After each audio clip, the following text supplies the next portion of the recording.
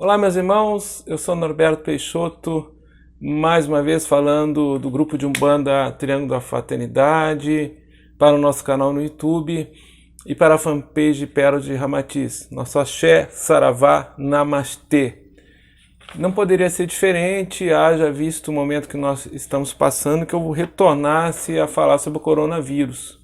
Então, o título da nossa preleção de hoje, vamos dizer assim, é Coronavírus e sua mensagem espiritual. O que será que a gente não está conseguindo enxergar, não está conseguindo ver, perceber no aspecto espiritual de toda essa comoção aí planetária em função dessa pandemia, né? No vídeo anterior, eu comentei sobre os aspectos energéticos e vibracionais desequilibrados a nível planetário. Então, eu me baseei nas orientações de Paramahansa Yogananda, que vem da tradição do Oriente, vem dos ensinamentos do Vedas, né? Do Vedanta, a estrutura cosmológica e a cosmovisão, né? Dos ensinamentos do Oriente, para a gente tentar entender esse momento que a gente está passando. Então o Yogananda nos explica que existe uma estrutura energética vibracional que ela tem correspondências da Terra com o plano astral e o plano causal, que seria além do plano astral, né? E a estrutura atômica, né, molecular, toda a aglutinação, toda a condensação, né, no campo da matéria, ela parte de uma condensação de uma estrutura atômica astral, que ele chama os átomos astrais de vitátrons, que por sua vez é estruturado no plano causal, um plano mais sutil ainda, que esses átomos ele dá o nome de ideátrons. Então, quando se desequilibra da Terra para o astral, por nossos pensamentos, por nossos comportamentos equivocados, né, essa estrutura energética vibracional, em algum momento ela gera um desequilíbrio e automaticamente isso tende a um ajuste. Então, se os elementos planetários, ar, terra, fogo e água, a psicosfera planetária, por nossas emanações mentais e pelo próprio exaurimento dos recursos naturais do planeta, os elementos respondem através das forças da natureza. Essas estruturas atômicas, astrais, elas tendem a buscar sempre o equilíbrio, e através dos elementos eles respondem, né? E a gente vê o processo todo climático, tempestades, incêndios e tudo que está acontecendo aí no planeta em função da desestruturação, né, da nossa convivência com o planeta, em função da cobiça humana, do egoísmo, da competição, tudo isso que a gente já sabe. Especificamente em relação ao coronavírus, então haveria um desequilíbrio onde gera essa mutação de vírus. Esses vírus que vão tendo mutações de tempo em tempo, e a tendência é, nesse terceiro milênio, nesse início do terceiro milênio, essas pandemias elas ficarem mais frequentes, mais recorrentes, e cada vez exigir mais da humanidade de rever a sua postura.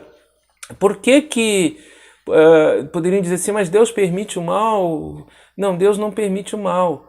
O mal, por vezes, ele se estabelece, são emanações do próprio inconsciente coletivo, das ações humanas.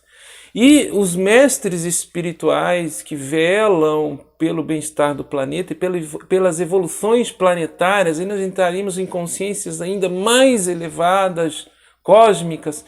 Se um mal há de vir, sempre se permite um mal menor. Então, a misericórdia divina, o amor divino, ele não se rege meramente pela lei de causa e efeito, matemática. Então, a gente, por vezes, pode ficar revoltado, pode se questionar, mas que Deus é esse que permite.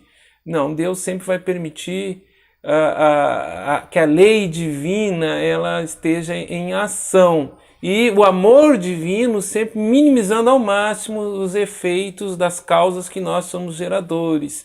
Lembrando que para os seres extracorpóreas ou desencarnadas, as consciências extracorpóreas ou desencarnadas que regem os movimentos evolutivos dos planetas, e não seria diferente na Terra, eles não se movem muitas vezes pelo apego, pela emoção imediatista que nós temos. Então, estar fora do corpo, não estar num corpo físico, é um estado natural de consciência. Nós estamos provisoriamente retidos no corpo físico. Então, tem que fazer essas considerações, porque o desequilíbrio energético, vibracional entre a Terra e o plano astral causal, por consequência das emanações mentais e psíquicas do ser humano, altera a psicosfera, que mantém toda a estrutura dos elementos, ar, terra, fogo e água, e essas mutações de vírus, essas pandemias, acaba sendo um processo de reação natural, né, da estrutura atômica vibratória que mantém a coesão entre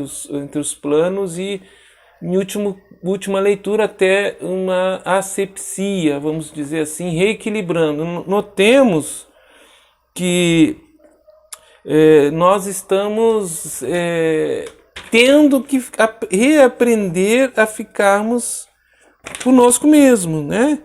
Vocês observem que está havendo uma desaceleração planetária imposta, né? Está se priorizando o coletivo em relação ao individual, as nações estão se obrigando a se unir para vencer essa guerra contra um vírus, né? E temos que reaprender a ficar sós ou conviver com aqueles que estão mais próximos de nós, que de repente, numa exacerbação de individualismo, num excesso de estímulos externos, a gente vai se preenchendo de estímulos para fora e vai esquecendo essa ligação mais telúrica com o planeta. Vamos deixando de ficar com a gente mesmo, de conviver e de exercitar o amor, né? Um processo mais de introspecção, de interioridade, e com certeza a desaceleração do planeta está fazendo bem para o planeta. Com todo esse quadro, né, que a gente tem maior respeito, né, de pandemia, mas para o planeta, talvez não para os seres humanos, com certeza, mas para o planeta está sendo benéfico. Menos poluição, menos movimento. Então toda essa desaceleração do planeta, ela tem um aspecto espiritual profundo que nós temos que olhar além da matéria, além do aqui e agora. E os comportamentos que por vezes a gente observa, as instabilidades emocionais, né? Desponta o egoísmo. A gente vê vídeos aí, o pessoal dizendo, vá para o supermercado, estoque, olha, porque vai ser pior, vai piorar muito, estoque, fica em casa, e se todo mundo corre para o supermercado, aí falta para o outro. Tivemos agora aí recentemente a questão do medicamento para malária, acabou nas farmácias, porque as pessoas correram para estocar o remédio em casa, nem sabendo se vai ter o coronavírus ou não. Aí aqueles que têm outras indicações, como lúpus, por exemplo, vão ficar sem o medicamento. Então o nosso egoísmo, ele em muitos casos está preponderando e não conseguimos ainda perceber o coletivo e o outro, né? E respeitar esses movimentos com humildade perante as forças da natureza. E eu diria assim, o sadismo na proliferação de fake news, notícias falsas que estão toda hora vem. Ontem eu recebi um áudio dizendo que alguém escutou alguém falar, que esse alguém que falou seria médium do Tupiara, que teríamos que ficar em casa à noite, 8 horas da noite, fazer uma prece, botar um esparadrapo no ombro onde tem o sinal da vacina, que a maioria de nós tem, e que as falanges do Dr. Bezerra de Menezes viriam à noite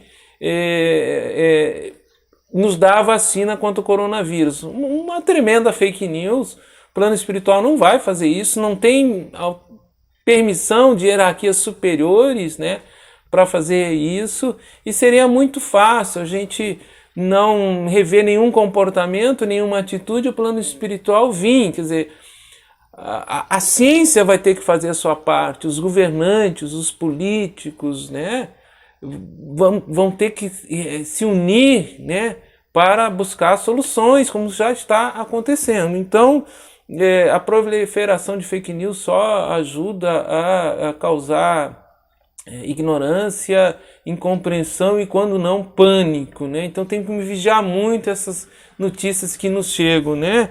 As pessoas apavoradas em casa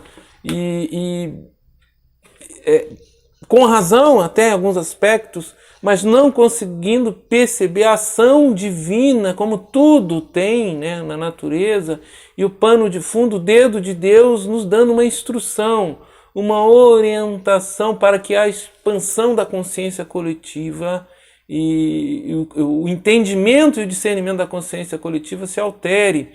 Por que a partir do terceiro milênio agora vão ser essas pandemias, essas comoções morais vão ser cada vez mais regulares e sempre um mal menor vindo em detrimento do mal maior, e a coisa, se não mudar a consciência coletiva, isso começa a aumentar no efeito de onda para que o planeta seja salvo?